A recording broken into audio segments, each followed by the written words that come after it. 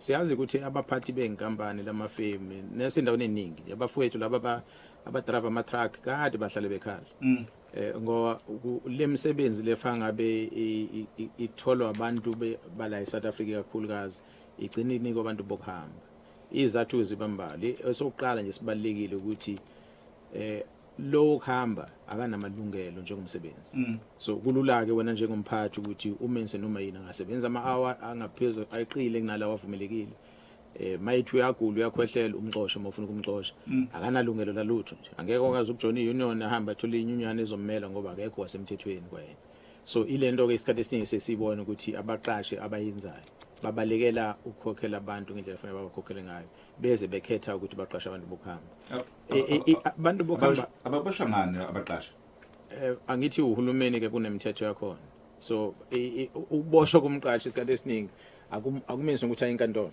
aye ejele uyaboshwa yena kodwa ugcina ngokukhokha ifine onemali uyawazi ukhipha leyo fine aqhubeka azenzele into ayenzayo akufani ukuthi uzothi masiwenze lento kuthiwa mbohlala ejele ngaphakathi isigwebo sakhona nje bade ngisho ukuthi kufanele nizazi igwebo ukuthi amanye amacala ubona ngathi abaleke kakhulu odiko bazakhona samsana esikwenza ukuthi abantu baqhubeka beloke beyenza ngicabanga ukuthi wonke ama-restaurant uma uthi uyabheka khona la agcwele bonke bokuhamba bona basebenza khona ema-restaurant osisi bethu nobhuti bethu abakwazi ukuthola umsebenzi ebalulekile ke umsakazi engiphathe kambi mina ngoba hayi ngoba nakho ngigqugquzela ukuthi abantu bangazwani behlele ezweni kumele abantu bazwane behlele ezweni kodwa sesijwayele kakhulu ukukhuluma ngokuthi laba bahleli ngongekho emthethweni eSouth Africa nayo inkinga esiba nayo kusamaphoyisa mayifika la umuntu afika applyele ukuthi ucela athi anikezwe imvumo ukuhlala eSouth Africa ngoba ubaleke ezweni lakhe elithile ubalekele into ethile ufuna ukubulawa ngekhathi applyile uapplyela ku Home Affairs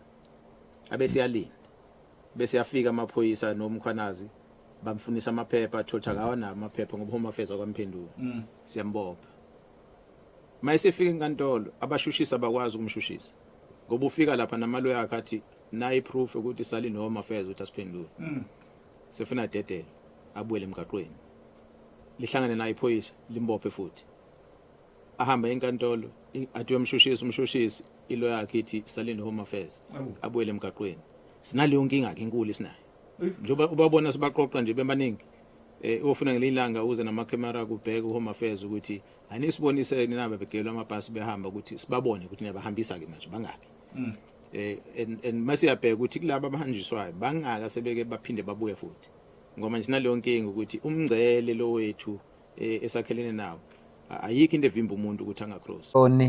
An employer of Home Hyper City based in Pretoria. He was arrested during a joint multidisciplinary and departmental operation. He has to account for abating illegal immigration by employing illegal immigrants. Yena-ke lo mbona la ku-screen sakho njengoba esitshelile uPresident Cyril Ramaphosa ngesonto ukuthi i-labor inspection izoqina ngempela ukuze kuzama ukulungiswa lenkinga yokuthi abaqashi baqashe abantu abangama-illegal immigrants. Siyazi-ke ngomthetho wase-South Africa uma umuntu ebanjwe kanje kune-fine azoyikhokha aphinde abuye ngeke azalale ngisho esitokisini namuhla ngoba umthetho awukakaguqulwa ukuba umthetho usuguquliwe besizothi mhlampe will suffer the consequences kodwa nje uzokhokha leyo fine ayikhokhayo ebese yabuya. Akujabulisi nokumbona eboshwa ngoba uzobebuyile nje mhlambe manje usekhululiwe kodwa nje ukubuka abasebenzi bakahulumeni benza umsebenzi wabo kufanele ngabe kudala bewenza kuyakhuthaza sengathi lento bangangayiyeka bengangayenza manje ngoba bebona la eSouth Africa kusesekhona le frustration ekhona kubantu ngodaba labantu abangama illegal immigrants. U-Deputy Minister wakwa Department of Labour naye ubephumile ukuze kuboshwe lento bebephuma umkankaso nje ukuthi babheke kumakhampani yena ke mayikhuluma ukhulume kanje.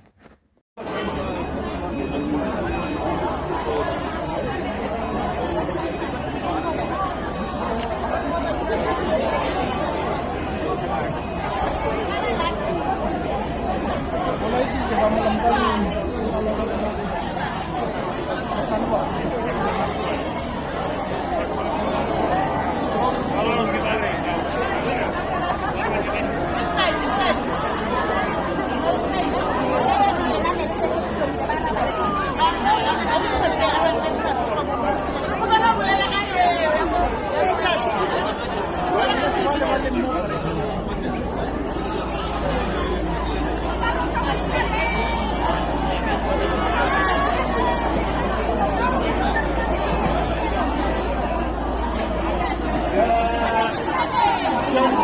we lower our voice?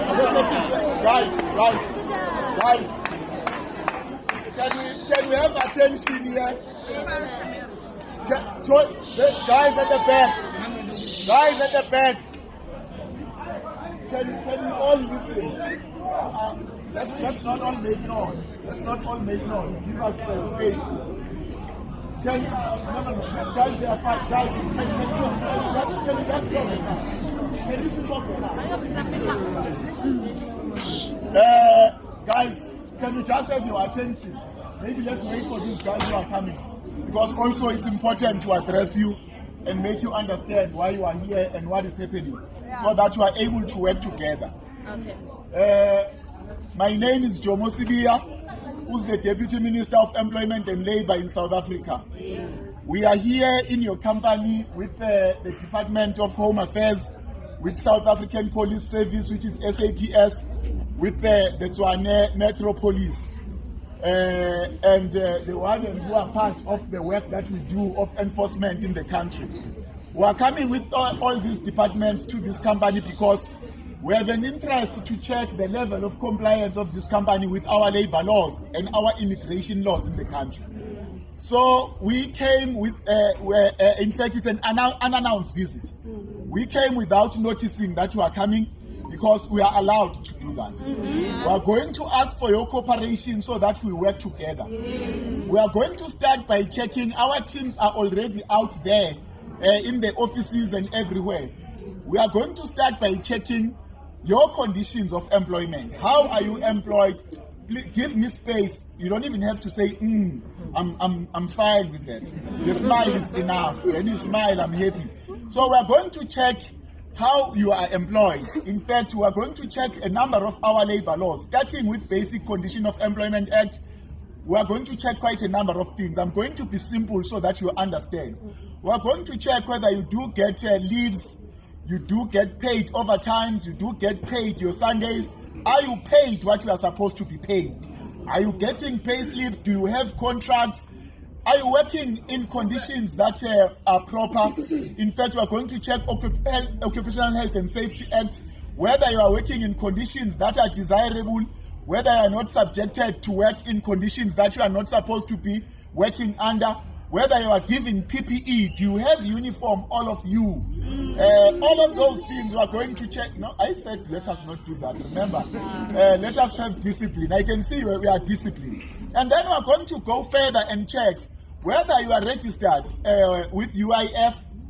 Because if you are not registered with UIF, which is blue card, ordinarily we call it blue card, if it happens that you lose your job here, it will mean that we won't be able to pay you while you are still looking for another job. It's compulsory that employers contribute to UIF. They take 1% from you and they contribute another percent, which makes it easy for you when you are losing your job or you are no longer working. You are able to get some money that will pay you for some months while you are looking for another job. Going to check whether they are contributing on one of our funds, which is called Compensation Fund. Compensation Fund is very important. Compensation Fund is where employers must contribute as well, where in any situation where you get to be injured at work, maybe you lose your limb, you lose your fingers, or whatever injury that you might have at work, the department is able to contribute in your medical bills. We're able to make sure that maybe if you need rehabilitation, we take care of that. Even if it happens that you die at work, then we're able to assist your family during your burial. But beyond that, even if you've got kids, we're able to take care of your kids. I know some of you don't know this. We're able even to take care of your kids who are at school. We educate them from whatever grade they are at up until the university level. I'm not talking about NSFAS. I'm talking about the compensation fund that the employer must contribute or at your interest, so that we are able to protect you. It's our social security net that we have at the department. Even if it happens you die and there are people that you are taking care of in your family who are not working, even if they are 18 or they are 25 in terms of age or 30, if you are taking care of them, we can take care of them until they reach the pension age, while we make sure that they are able to live. We are able to make sure that there is money that they get every month. So compensation fund is very important. It's something that you deserve. It's something that your employer must make sure that they contribute to it. It's not a by the way, it's the law in our republic. So we are Employers abaqasha abantu laba abangenamaphepha bayazi ukuthi abazihluphi ngokukhokha yonke lento ebalwayo, bala UIF, bala compensation fund. Futhi kukhona namanye amakhampani ayidonsayo le mali kodwa angayisubmit la kufuneka ayisubmit khona. Ngakho-ke uhulumeni wethu lento of into efana bekudala wayisukumela, and bakhona abantu odadewethu nabafowethu abasebenza phansi kwama-condition owabona ukuthi awafanele ngabasendisa usetshenzwa umuntu ophilayo. Ngakho-ke ngilishayela ihlombe leli xatha abalithathile, asiqhubeke. What we have found in the first one is that we found a number of illegal foreign immigrants. There are more than, I think there are towards 40 that we managed to take. You saw the bakkies full of them. And we heard that some of them ran away, but it shows that employers are not prepared to prioritize South Africans. But further to that, we managed to find that they are working long hours and they are not paid as well for overtime. So those are the big challenges that we found.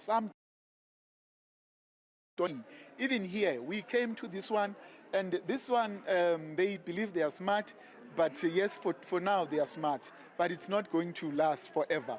We arrived here, we knew that 90% of workers who are working here are illegal foreign immigrants. And when we arrived, we realized that all of them have been removed and they've been told to go, and we've heard it even amongst some of the workers here that 30 minutes before we arrived, all of them were removed. It's more than 50, 60 of them who we're supposed to find here, because you can see it's a huge establishment. It can't only be the few workers that you see who are working here. We are going to come for them. We are going to target them every day, but again, we find that their electricity connection is not properly. We are shutting down their electricity. They are not going to be working because they think they are smart. They are not going to be working because they need electricity, but their connections are bad. They are poor. They are not complying with our occupational health and safety laws. So we are just warning them openly to say, today you might be smart, but it's not going to last. We are going to do this every day. President has given us a mandate. President has given us a direction. Employers who want to continue employing illegal foreign immigrants, not prioritizing South Africans. So as the state, we are going to be on top of them. I know they've got other companies. We are going to go to their companies. Today we are on this one, we are going to go to others. So it's a commitment, everyday commitment. Mamashi enzeka nsuku zonke amphoqile uhulumeni ukuthi akasukume manje lisukumele lolu daba. Ikakhulukazi lelo sekukhulunywa ngalo manje lokuthi abaqashi they are prioritizing abantu bangaphandle ngoba laba bangama illegal immigrants ngoba basebenza ama-hour amade ababakhokheli overtime. Yonke leyo nto leyo bayazi ukuthi bazixhaphazela bona.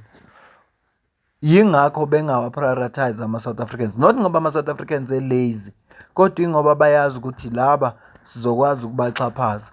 Ibhlungu lento, yazi ibhlungu ngandlela zonke ibhlungu.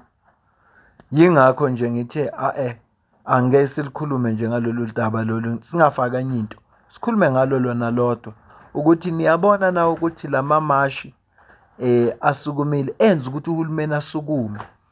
Amamashi njengoba bewenzeka bebembalwa abantu abakhishwayo emakhampanini noma bebephuma abantu kodwa bebembalwa abaphuma. Ngiyakhumbula ukuthi lakho beyiphuma iya, kodwa ngenxa yokuthi kune element corruption ekubantu nje kugcina kukhona abantu abakuyi lakho, khona abanye abaxoshiwe nje kule nyanga ezedlule abebekuyo abagcina sebethatha imali la. Kodwa uma uhulumeni esukuma, uhulumeni unama resources wonke, esukuma yena esilwela lesimo, sizowubona umehluko. Ngibashayela ihlombe abaholi balamamashi enzakalayo ngoba ngaphandle kwawo ngabe uhulumeni akasibonanga isidingo sokuthi enze lento ayenza, ngoba hayi ukuthi lento into entsha okukhulunywa ngayo, into eyaziwayo. Kodwa manje bayabona ukuthi abantu base South Africa sebami ngenyawo. Fisa sengathi lento bangangayenza ngoba bebona ukuthi abantu base-South Africa basadiniwe. Kodwa abayenze ngoba yinto ekufanele yenzeke. Yibona funeka bavikele lezwe njengoba bona benikiwe igunya. Abakwenze lokho. Futhi ngiyafisa mina ukuthi i-portfolio committee ihlangane iguqula umthetho. Kumane kube nesigwebo esiharsh noma ifine eharsh ezotholwa umuntu ozobanjwa ukuthi uqashe abantu abangama-illegal immigrants. Ibe harsh nje sentence azoyithola.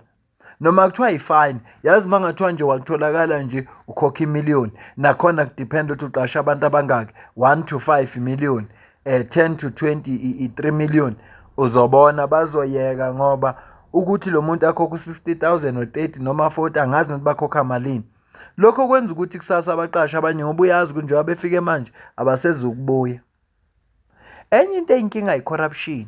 Yabona nje manje amaphoyisa ababophile laba ngoba khona u-deputy minister. Kodwa abuza mina bazobe bephumile labantu ngoba u-deputy minister mayiqala ehamba amaphoyisa azobathi kulaba nina malini. Athi umuntu ngino 500 ngino 300 baphunyulileke abasaboshwanga. Yona inkinga esinayo nje South Africa enkulu kunayo yonke ile corruption efuneka kwenziwe isu lokuthi ikulwa nayo kanjani. Ngicela ukuzukuphala kwakho la comment section ngizwe ukuthi wena ubona kanjani kulolu daba esixoxayo. Kodwa ngale kwalokho mina nawe sidibane kwivideo elandelayo. Ngiyabonga kakhulu.